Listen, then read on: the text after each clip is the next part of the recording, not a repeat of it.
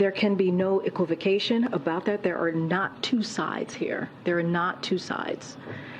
President Biden has been clear on where he has stood. You heard him. Thankfully, some people are stepping up to help the thousands of Americans still on the ground in Israel. Unfortunately, once again, the State Department is playing everything on a hope and a prayer and no real strategy.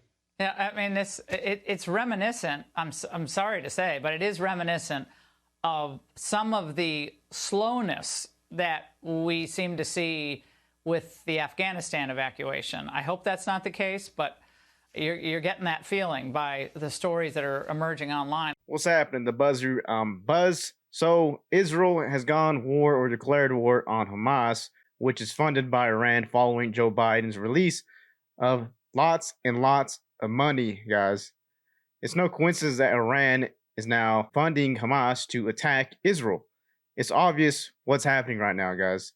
Hamas has pledged to eradicate Israelis off the face of the planet, so now they're firing rockets upon rockets and breaking through barriers along the Gaza Strip, where countless civilians were gunned down, taken out of their homes, and shot and captured and caged like animals. U.S. Office for Palestinian Affairs calls for Israelis to stand down, then deletes the post.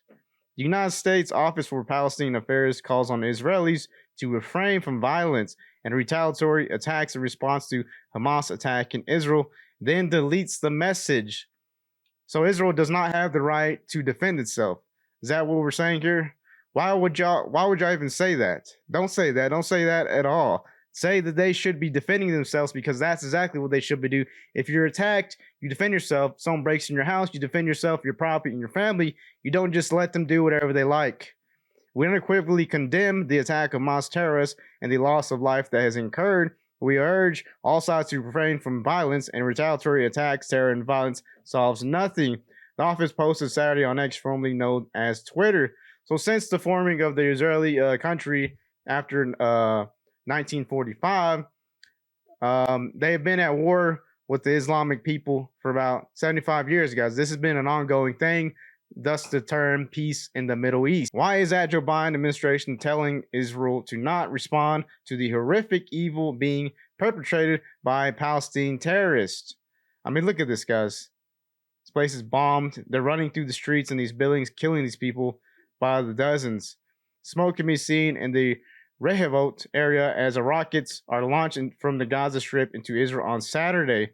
After deleting the message, the office wrote it was monitoring the situation. The U.S. Embassy is closely monitoring the security situation as a result of rockets fired from Gaza across southern and central Israel. U.S. citizens are reminded to remain vigilant and take appropriate steps to increase their security awareness, according to the subsequent post on X. Later, the account reposted a statement from the U.S. Secretary of State Anthony Blinken, complete scumbag, condemning the attack.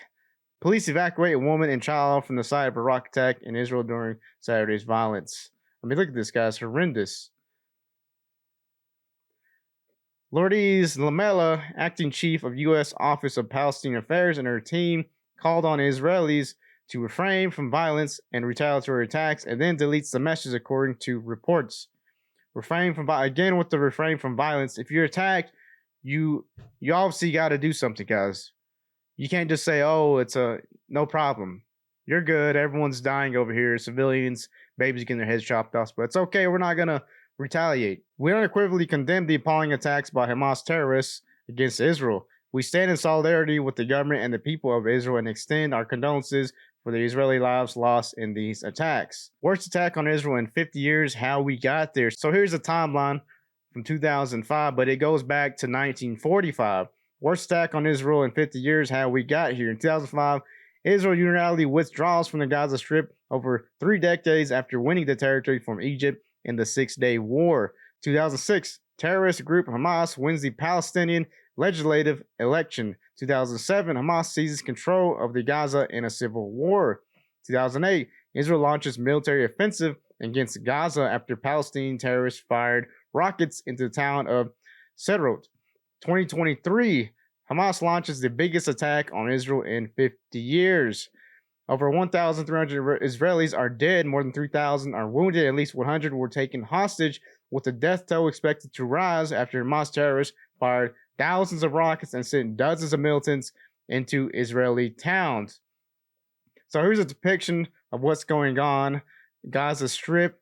Here's where they crossed the border, broke through the border with bombs and equipment, heavy machinery, and started attacking these towns, killing dozens, hundreds upon hundreds of civilians, unfortunately. It's horrible. Absolutely horrible. Hamas terrorists were seen taking female hostages and parading them down the street in horrific videos. Israeli Prime Minister Benjamin Netanyahu announced, "We are at war," and vowed Hamas would pay a price it has never known. Gaza health officials report at least 1,400 Palestinians have been killed, more than 6,000 injured. The ruling Hamas militant group in the Gaza Strip carried out an unprecedented attack on Israel at daybreak, firing thousands of rockets as dozens of fires infiltrated the heavily fortified border in several locations by air, land, sea, catching the country off guard on a major holiday. So they practically caught them with their pants down, unfortunately. Now, for some reason, Black Lives Matter chapter in Chicago decided it's a good idea to support Hamas and posted cartoons referencing the terrorists flying in. BLM chapter sparks outrage after posting pro-Palestinian cartoon referencing Hamas terrorists. Chicago Black Lives Matter chapter slammed for its pro-Palestinian post. The Chicago Black Lives Matter chapter sparked outrage on Tuesday after it posted a graphic of a paraglider with the Palestinian flag that read, "I stand with Palestine." The group has since deleted the post. The Black Lives Matter Chicago account accompanied the X post with the caption, "That is all, that is it." The post was later updated by X, formerly known as Twitter, with a community note that read, "On October 7, 2022, Hamas terrorists and paragliders attacked a musical festival in Israel, killing over 260 people. On Saturday morning, thousands of attendees at the Tribe of Nova Music Festival in southern Israel were ambushed by Hamas terrorists who killed hundreds and took others captive. Videos of the horrifying rapes, murders, attacks, and kidnappings have circulated the news and social media platforms in recent days." Unfortunately, we are in the modern times where everyone has an iPhone or access to some sort of social media account, and these goon punks in Gaza, Palestinians, are posting these videos and circulating them because it's such a good thing, right? You're supposed to post chopping babies' heads off and raping people and shooting people dead because that's their pastime, I guess. BLM Chicago addressed the post on X Wednesday morning. Yesterday, we sent out messages that we aren't proud of. Yeah, bullshit. The organization wrote on X, "We stand with Palestine and the people who will do what they must to live free. Our hearts are with the grieving mothers, those rescuing babies from the rubble who are in danger of being wiped out completely."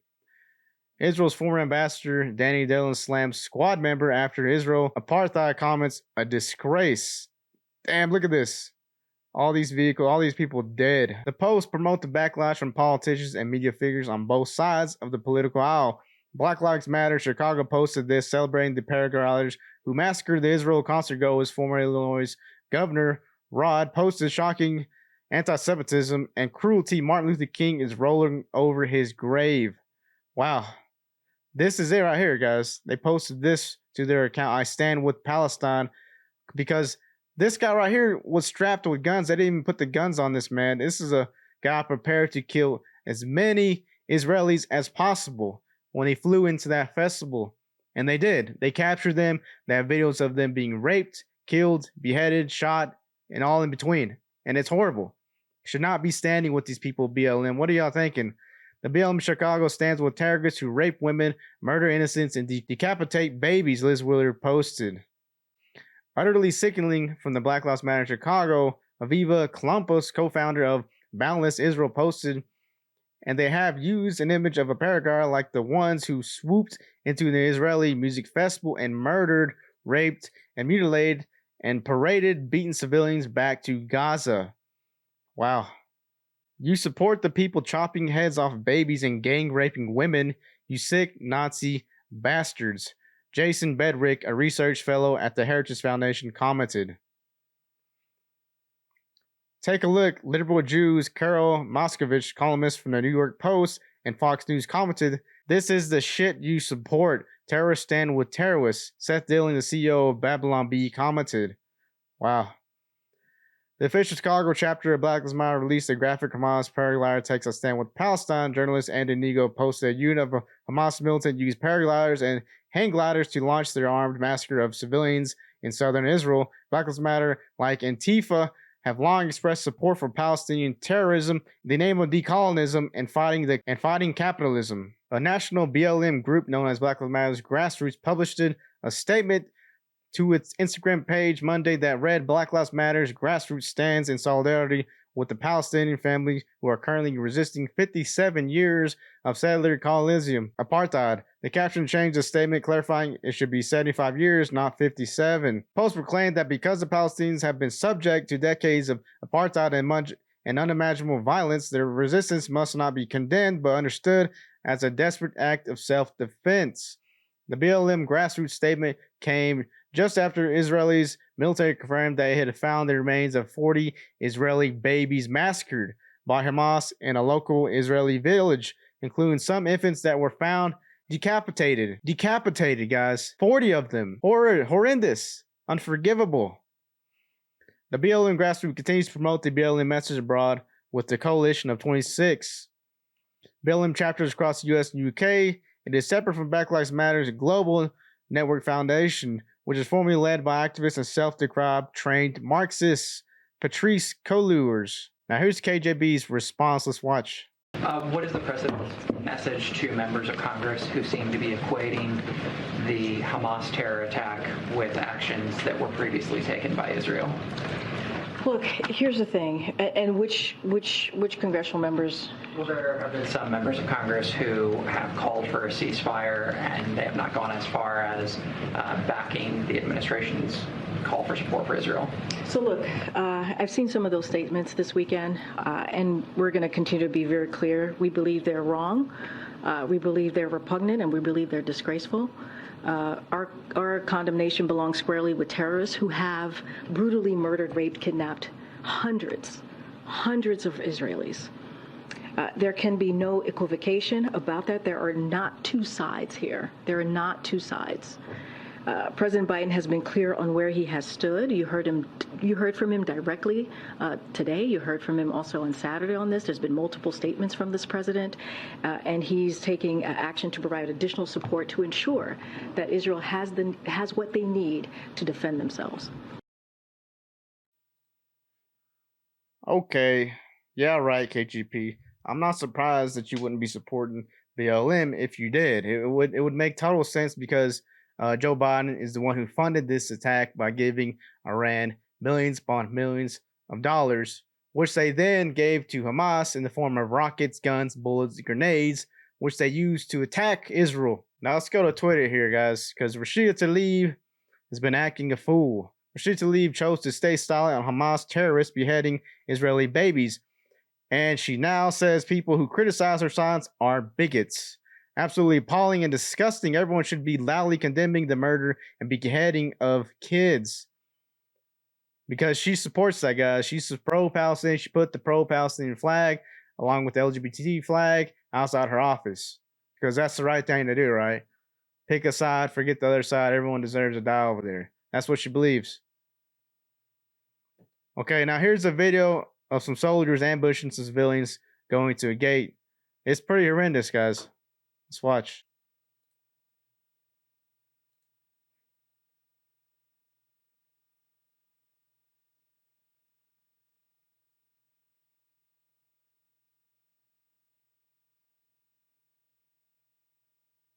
Now, these civilians have no idea that there's actual people with guns running around.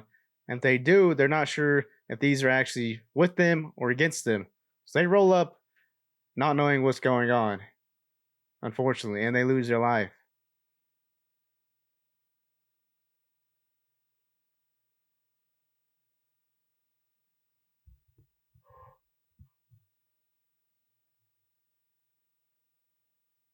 Okay, so I can't show you the shooting, but they do run up on them and they shoot them. And the car rolls forward because the guy's foot is on the gas because he's actually dying. Jack Posey, the car keeps moving because the driver slumps over with their foot on the pedal. Benny Johnson, Hamas Harvard. There's a truck driving around Harvard with the names of students who signed a letter blaming Israel for Hamas terrorist attacks under the banner Harvard's leading anti-Semites. This is what you get for standing with terrorists. Now here's all the names. Stacey Washington, exactly. Call Hamas terrorists, not militants. Bobby Burek. Call Hamas terrorists, not militants. Bobby Burek. Videos by Outkick referring to Hamas as anything other than terrorists is a form of propaganda. Yet corporate and state media continue to portray the organization as militants, as it terrorizes Israel. The word militant sanitizes the intentions of Hamas. Militants may use the force to achieve a political or social aspiration. However, Hamas has resorted to torturing the innocent. Hamas intentions are insidious. Terrorists, by definition, use unlawful violence and intimidation, especially against civilians, in the pursuit of political aims. That describes Hamas, the group holding civilians hostage, while the death toll of the war surpasses 1,100. Now, this one right here is pretty upsetting right here. This is completely stupid. This is what we're dealing with in our colleges, guys. Cannot make this stuff up. UCLA students offered extra credits to attend anti-Israel emergency teaching hosted by gender studies professor. Look at this. Look at this crap. It is an emergency teaching on the crisis in Palestine conveyed by Professor Sari Makdissis from English and Comparative Literature and Professor Shireen Razak from Gender Studies, because they are the experts on this, right? A gender studies professor. On Wednesday, some UCLA students were offered the opportunity to get extra credit for attending a pro-Palestinian, anti-Israel, anti-Semitic lecture. I thought the left was against racism and hate. What is this anti-Semitic lecture? Why is this happening for? One of the screenshots show an email stating, "Dear all, I'd like to share another extra credit opportunity happening now, Wednesday, October 11th at 5 p.m. at Kaplan 193. It is an emergency teaching on the crisis in Palestine conveyed by Professor Sari Magditsky from the English and Comparative Lecture and Professor Shireen Razak from Gender Studies, both UCLA. There is an option to join by Zoom. I've attached the poster below." The teaching was scheduled only days after Israel was invaded by Hamas terrorists who killed over 1,000 people and injured thousands more. The teaching was co-led by Professor Shay Charlie, according to the UCLA bio. He devotes substantial time and energy to defending the Palestinian people's rights, to explore alternatives to what he calls the now moribund two-state solution that will enable peace and justice for both Israelis and Palestine. Listen, person, there is no peace between them. The Palestinians have declared that the Israelis do not deserve to live, and is their actual slogan to destroy them and kill them from the face of the planet. That's what Hamas is trying to do now, and that's why Iran is funding them. Benny Johnson, Rep. Corey Mills, after rescuing 32 Americans trapped in Israel after the attack by Hamas. I can tell you right now, as an elected official, I'm not going to stand for it. If I have to come over there and do Joe Biden's job, then so be it. Try to lower expectations? Well, thankfully, some people are stepping up to help the thousands of Americans still on the ground in Israel, including my next guest, Florida Congressman and Army combat vet Corey Mills. Congressman, good to see you tonight. I know you don't want to tell us exactly where you are, but can you tell us what you're doing and how you're doing it? Well, thanks for having me on, Laura, and I apologize for audio quality or any impairments that we have. It's about 2:30 in the morning here, but bottom line is that we were getting a ton of requests from Americans who were stranded, who had tried to reach out to the State Department, were getting nowhere, had flights canceled, no more hotel room availabilities, and were really kind of off on their own. And I just kind of made the decision, that I needed to step up and do something. We talk about the difference between statesmen and politicians. One acts and one talks. Unfortunately, this isn't my first time doing this, because my team and I actually had conducted the very first successful overland rescue out of Afghanistan in the 2021 botched withdrawal that rescued a mother and 3 children from Amarillo, Texas. So right now, our big tactic is to try and look at consolidation points. My team and I run the routes prematurely so we can try and just make sure we can run it to see if there's any safety issues and look at the best evac areas, but doing predominantly just ground evacs and looking to try and get into bordering countries like Jordan to ensure that we can get them back to America. Now, I heard repeated stories, and maybe you've heard the same, that it was difficult for the Americans on the ground to get in touch with anybody at the American embassy. And I know they're swamped, and I know they're probably overwhelmed, but has that gotten any better? Well, I will give kudos to the embassy here in Jordan, who's been tremendously helpful. But unfortunately, many of them don't have the contact number. Some don't have connection to internet immediately. Some are trying to reach out to State Department offices there in Israel and receiving very little feedback and input and support other than go to this airport and wait and see what happens. Many of which are scared, or in some cases, the elderly don't have the ability or the mobility to actually be able to move to those airports. And so we're looking at ways to be able to continue to go in there, pick them up, and run the routes and get them to safety. But unfortunately, once again, the State Department is playing everything on a hope and a prayer and no real strategy.